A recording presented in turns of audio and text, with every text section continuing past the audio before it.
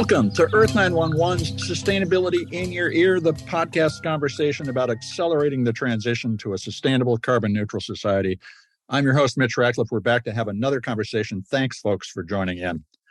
Today's electricity infrastructure is increasingly a relic built for an era of centralized power generation, when coal, gas, hydroelectric dams, and nuclear plants created massive amounts of power in one location for distribution across thousands of square miles. That design approach doesn't fit the era of solar, wind, and other renewable energy generation. These systems generate electricity hyperlocally, often for one building or for a neighborhood at a time. These times call for a different approach to electricity distribution, one that mixes national and regional grids with local generation, and a new concept, the microgrid, which is a local electrical grid with defined electrical boundaries that can act as a single and controllable entity connected to or that can operate independently from the regional electric grid. Our guest today is Rod Matthews, co-founder and CEO of Brevian Energy, a renewable energy technology company based in Vista, California. Brevian focuses on designing and installing microgrids for business. In recent interviews, we've talked with several solar panel and film providers who suggest that buildings will soon be energy independent and that they may be microgrids unto themselves. So we wanted to find out more. We could conceivably be in an electricity glut as generation is embedded into our built environment, our vehicles, even the appliances and gadgets that lie around our offices and homes. As the nature and placement of electric generation continues to evolve, it will be important to understand the role that microgrids play in power distribution and economics. You can learn more about Brevian Energy at brevianenergy.com. That's all one word. Brevian is spelled B-R-E-V-I-A-N, brevianenergy.com. Welcome to the show, Rod. How you doing today? I am wonderful, sir. Thank you very much. How are you?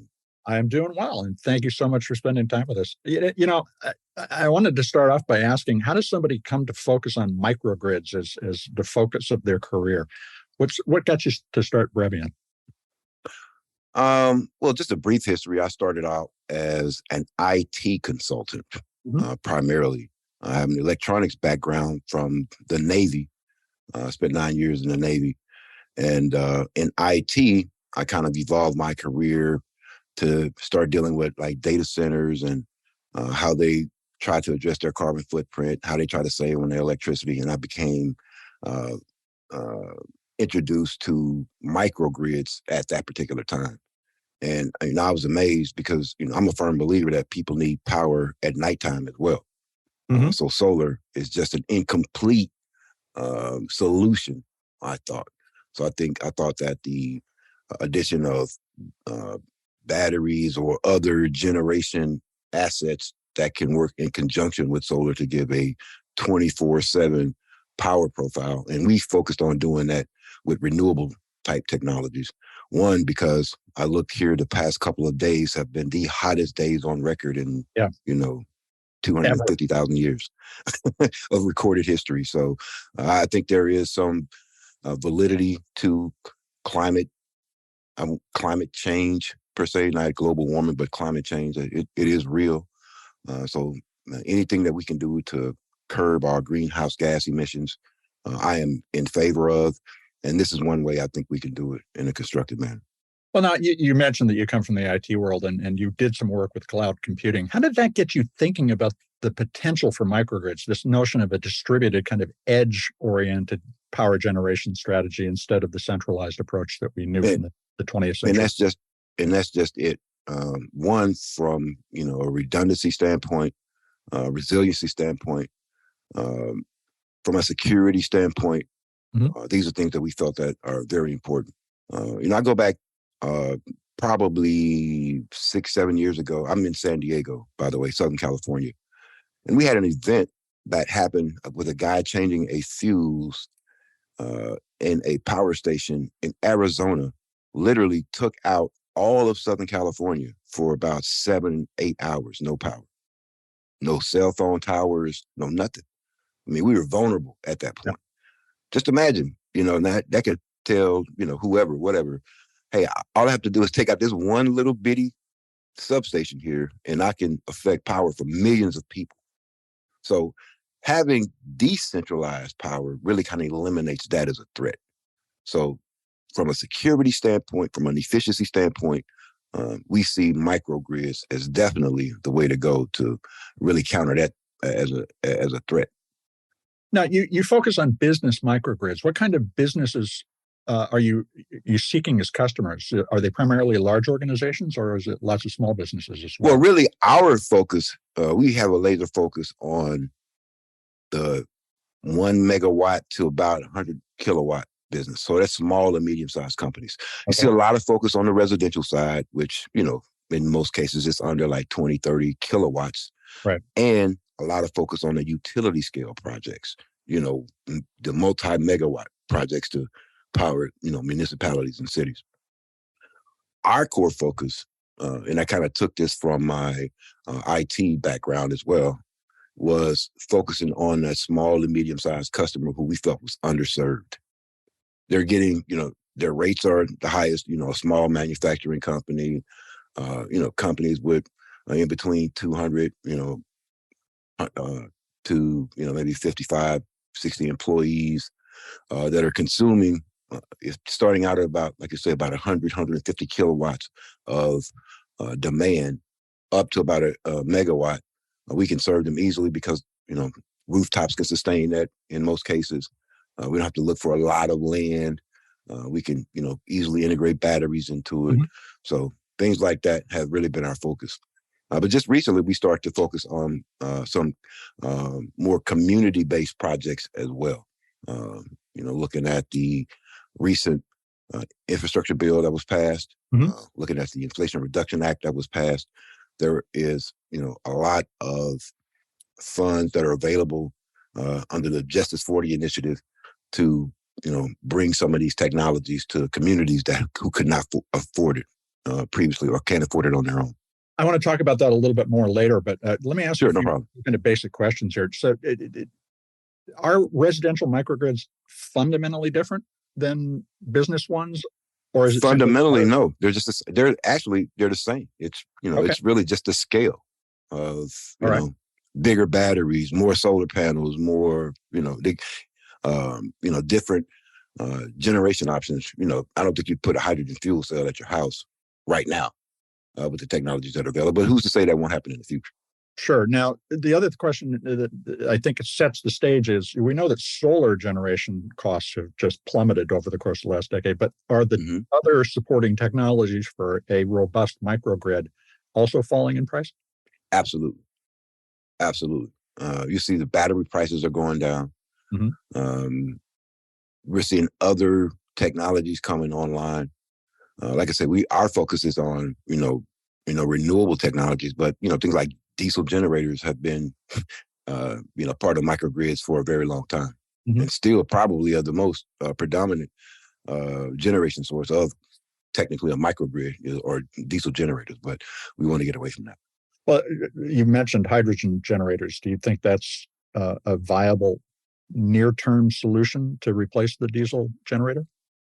I do, because we can use things like methane capture mm-hmm. to power these. But the technology that we use right now, there is a component that we use that involves natural gas, mm-hmm. But it has the ability to also run on captured methane and, imported hydrogen or renewable or green hydrogen as well. So we can implement those technologies and they are only becoming more prevalent.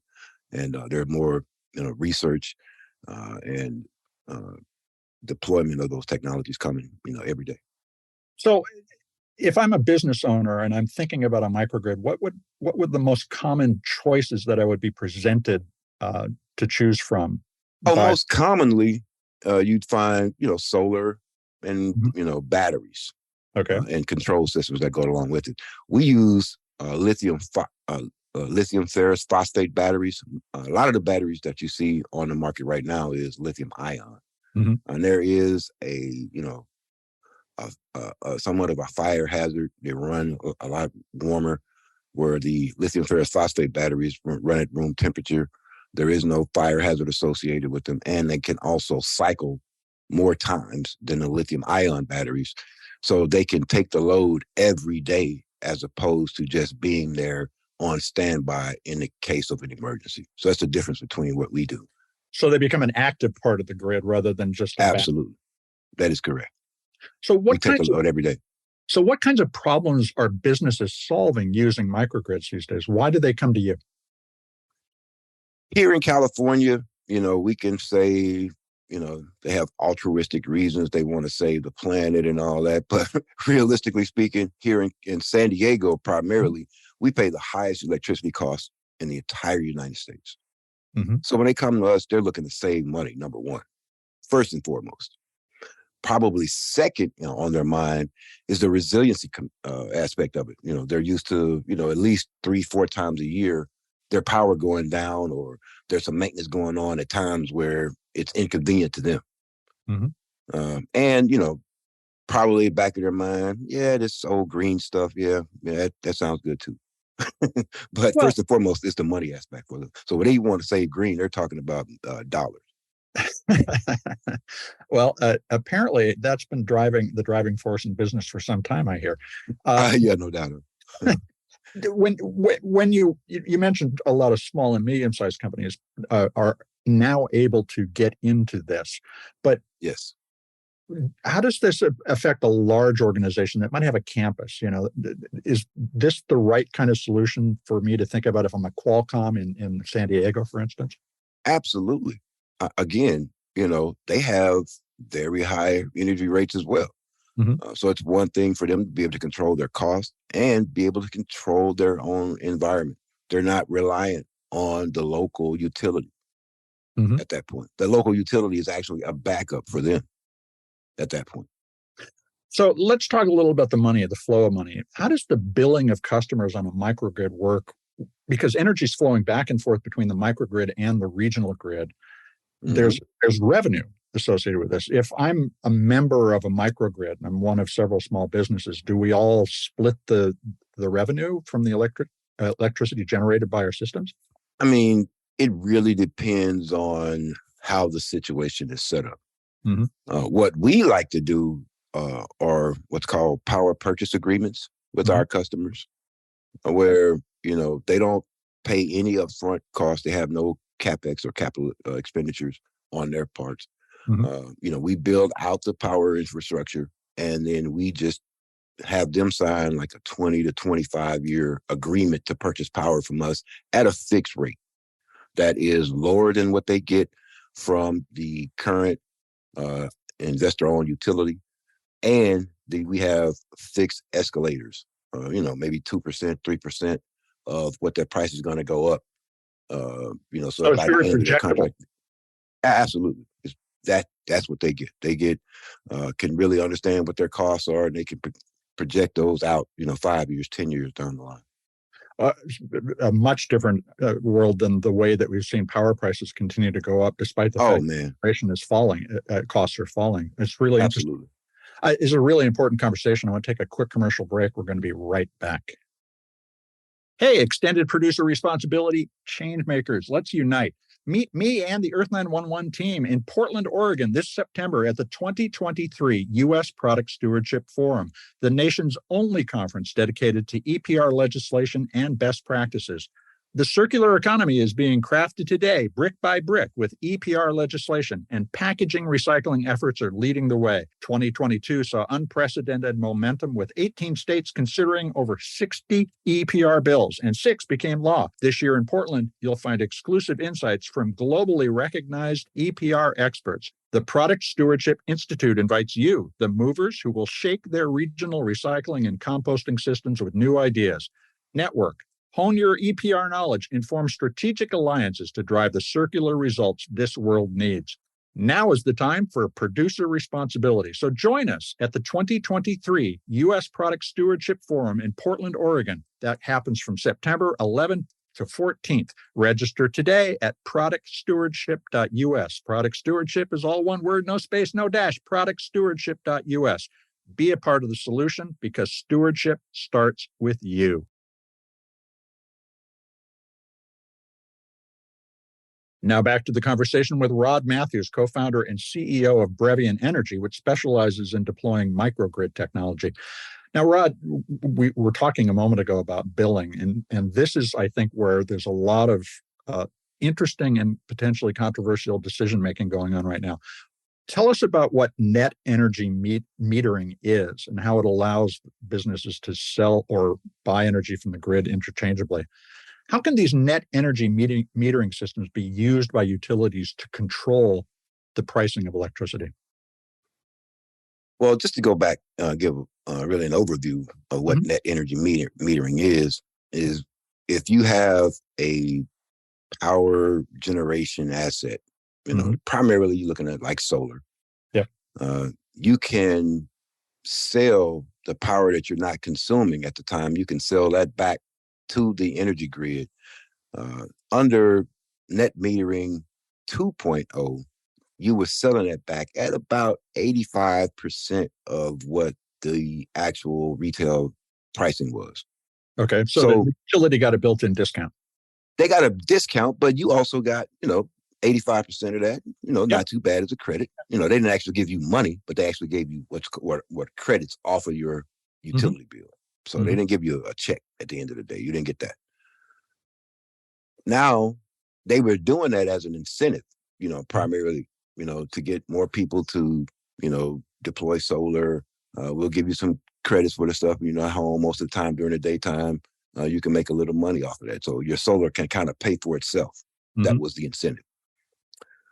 But now California, because, we were the first state to really adopt solar en masse, we overproduce now during the daytime to the point that we have to actually pay Arizona to take our excess energy off of the grid in order to keep the grid leveled out.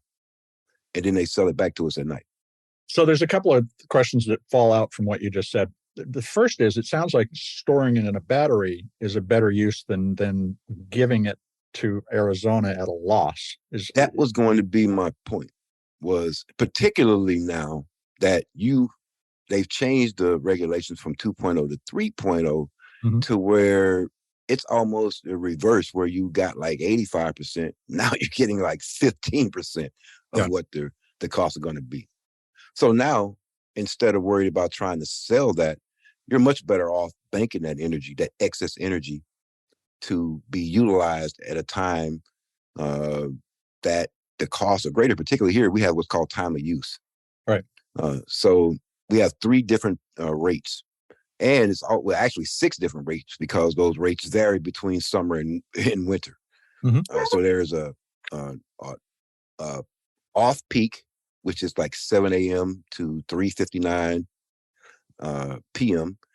There's a peak between 4 p.m. and 8:59 a.m. p.m.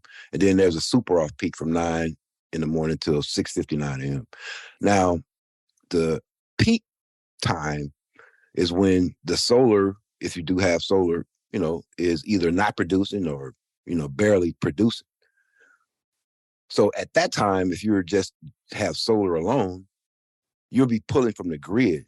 And during peak times, power is, at 55, 60 cents per kilowatt hour can be. I've even heard of, 70 cents, depending on where you are. And that's the time where everybody's home, everybody's watching TV, you're cooking, you're cleaning, you're doing laundry. And, that's when you're paying your highest. And that's when your solar is not producing, so it's not helping you at all. So you're pulling that from the grid. But if you bank that energy, and not only just banked it, but had a way to utilize it every day when the solar stops producing, so you're now drawing that when you're doing your laundry and watching TV and all that, you're pulling that power from your battery. You're not paying that 55 cents per kilowatt hour. So how does net metering 3.0, the California standard, change the economic benefits of going solar in the state? Is this an indication sort of that the window of opportunity for big solar savings is closing? No, it for selling back to the grid is closing. Okay. But to what we call peak shaving or rate arbitrage is where you can instead of paying those exorbitant rates in the evening, you can, instead of selling that power back as a credit, you can store that and use it with a system that can shift your power. So you don't have to pay those is rates. now offset. The savings on your generation is now absolutely contributing, particularly with the prices. They've increased like 40% over the past 2 years. So does that make it the payback time longer for a project in general? I mean, No. It shortens the payback time. Shortens the payback. Okay. All right. So there's that absolutely, particularly with the incentives. I mean, we haven't even talked about all of the incentives. Next question is, what kinds of incentives are available to encourage a business to embrace a microgrid today? So at the federal level, there are, like the Inflation Reduction Act, which gives a base 30% investment tax credit to your project. Mm-hmm. Now, there are other factors depending on your location. If you're in an area that's lower to middle income, you can get another 10 to 20% of the incentives for those projects. That's just at the federal level. Mm-hmm.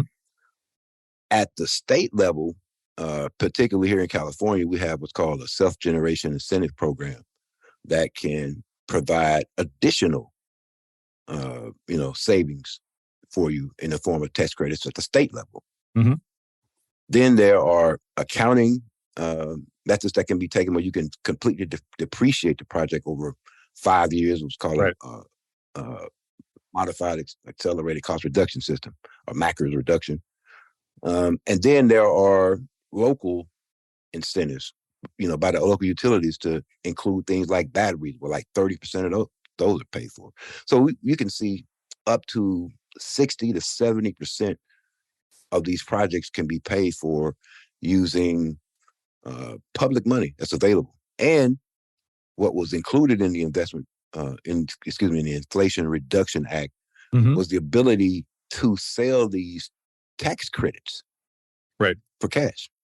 That has really poured fuel on the fire, in my opinion, to make these projects viable and make them go. Now, you mentioned earlier that you work with a lot of smaller, underserved community organizations like nonprofits and churches. How can these organizations take advantage of what you just described? By, again, we save to them, every dollar you can save goes into your programs and your charities and, for the people that you really set these up for. So number one, we can save them a lot of money. We can give them that resiliency so they can be in whatever community they're in. They can be like, the lighthouse for the community, in effect. In fact, to your point earlier about blackouts and so forth, in an event, they could bank enough energy to provide a cooling station to the neighborhood too. There's a lot of ways that power can be used for the benefit. That's why I say we want them to be the lighthouse of the neighborhood in their community. So they're the beacon. If something happens, they know they can always go to that. That's one place they can always go for power, for cooling, for whatever, because they're going to always be up. Now, you mentioned earlier that power purchase agreements, PPAs, are an important financing mechanism. You basically get the microgrid financed in exchange for future savings. Correct. How does that change in the net metering 3.0 world, where you're getting so much less? Is there a difference in the structure of power purchase agreements as a result of the difference in the way that energy is sold back to the grid? Well, that factors in when you're looking at financing, whoever the financing body is for this particular project. That was always factored in of, okay, we could overproduce by this much and we can bank on selling this to the grid, back to the grid. That's just a factor that you don't really consider as much, anymore, because it's not as profitable as it used to be. But still, those cost avoidances for the end users is more valuable to them. So there's, value that, you can increase, margins from that side of the project now to make up for what you lost of what you could sell back to the grid. And are there additional sources of funding for nonprofits and churches that can be that lighthouse? Absolutely. There's a project, there's a program here in San Diego. Well, it's based out of San Diego, but it's a national program called Solar Moonshot, where they give $25,000 grants to these nonprofit organizations to help them go solar or with a microgrid. That's great. It's good to know. Now, you must look at the grid, the regional grid that you have to integrate your microgrids into, and think, wow, they could fix this or that. What are the key investments that you think we need to be making in the grid itself in order to support the distributed power generation? Transmission. Okay. Between these grids, right? So, the grids, they are kind of like silos almost, and they're connected together through these, long, extensive 125, 200-mile, transmission line systems. We need more of them. We also need FERC, which is the Energy Regulatory Commission, to do something about speeding up the time it takes to get a connection, right? So locally, a lot of projects now are being held up because it can take up to 4 years to get connected to the grid. Why is that? That's a great question. There's no physical reason that I can think of. Is there a... Again, regulatory. That is a great question of why is that? We're asking the same question, like FERC, why is that? Why is it taking 4 years for these projects to happen? The good thing about working with the LMI, the low to medium income projects that we talked about earlier, is they get like priority in the queue. So some of these social projects get head of the line privileges per se. So instead of waiting 4 years, they can be 9 months, which is why I think microgrids have an advantage, because you can supply your own power until the grid comes for a connection. We don't even really care. You come whenever you come. So until then, we can generate our own power, so we don't even have to worry about that. So a grassroots approach is perfectly viable, even though the national grid isn't up to the absolutely. And we're seeing, we're looking at a project, right now, with a multi-family situation where they're in a new area, and again, they're going to have that long delay of getting connectivity. So if we can provide them power until then, until they get that connectivity, and then the connectivity will simply just be a backup for them, that they're connected to the grid, but they really still will be only utilizing their own power. I think it'd be the best situation for them. Now, as you think about the role that utilities are going to play in the future, they've been the anchor of our electric grid, but they may not be the right form of governance or structure, financial structure for the microgrid world. What happens to them as you continue to introduce more microgrids within their service area? I mean, ultimately, the money that's spent, the biggest expense for the utilities is the generation of electricity, right? They've already, in most cases, ran all of the, the lines, so their distribution costs aren't, really going up, because that's the cost that they've already paid.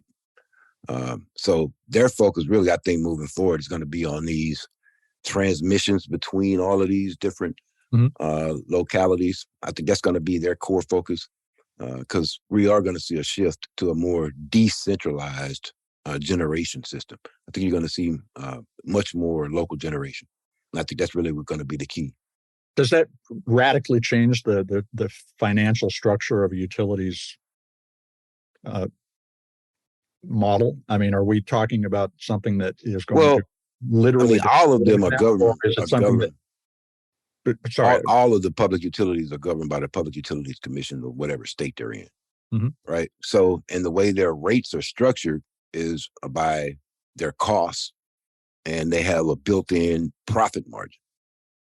Well, do you think that the states will protect the utilities business model because of their incumbency and their obvious political power?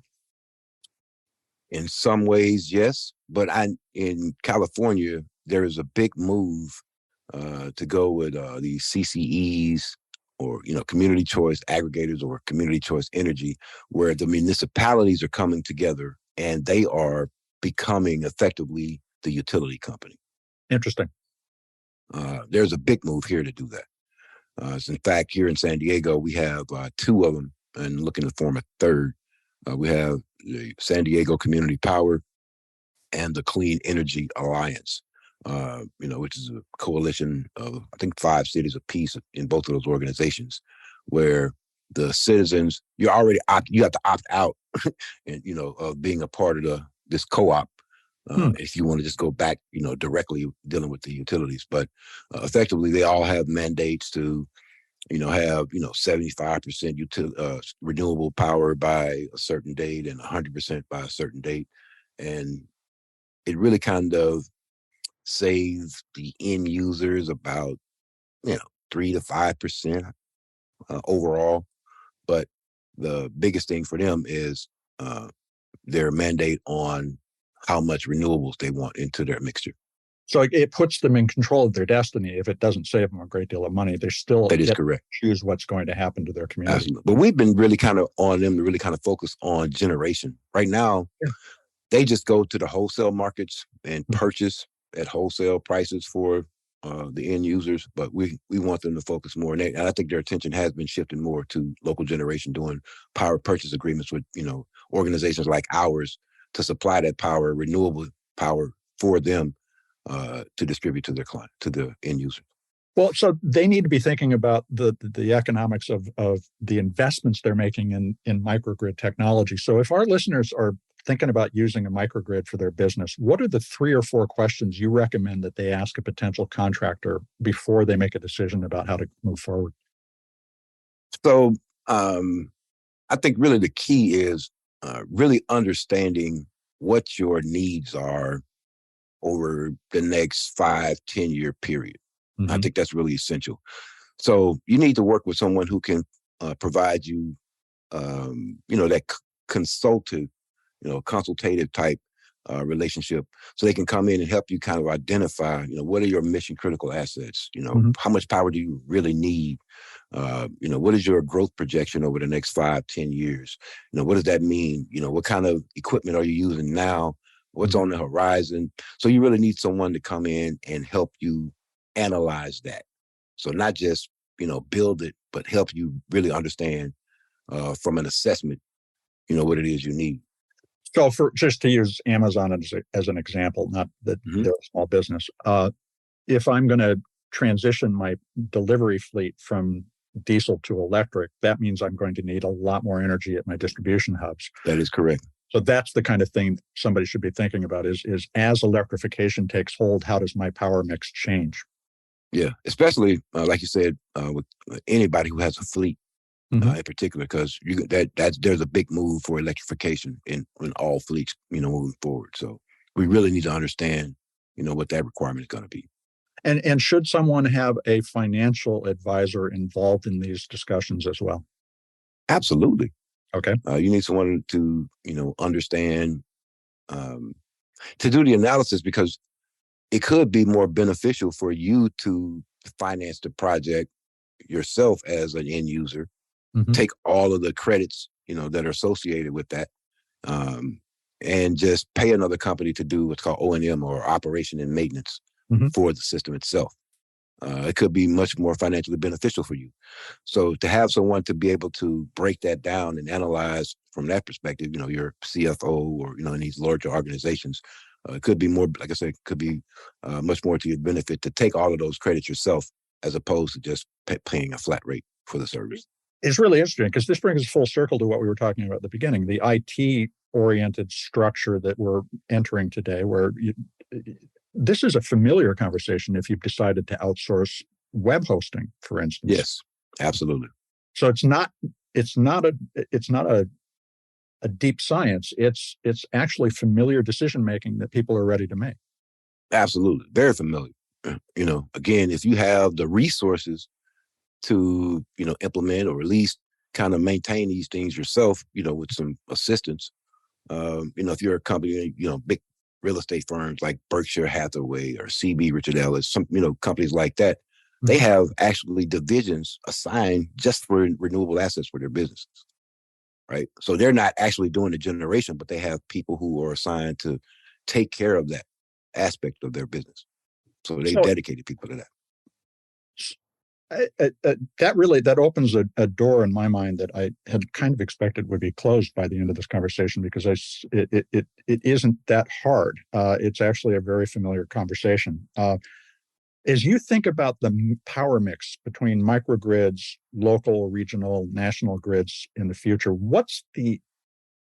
in 10 years, where do you think we're going to be in terms of the mix of energy in the country? I mean, predominantly say in 10 years, the big national grid, everybody, most of the people will still be getting their power from that. I see, maybe 10 to 15% mixture of renewable technologies. However, I do see that rate exponentially increasing because of the things that have been put in place over the past, couple of years. You're going to see much more of these projects get off the ground. You're going to see a larger shift in that. And you're seeing even the oil companies see the writing on the wall, because they are now investing billions of dollars into these renewable resources, because they understand that, if they just stayed on the fossil fuel route, their industry is finite, because there's only so much in the ground where the sun shines every day. Well, Rod, this has been a fascinating conversation and encouraging. Thank you. I appreciate it. And how can folks keep up with what Brevian Energy is doing? Well, you can always go to our website. It's brevianenergy.com. That's BREV as in Victor, IAN energy.com.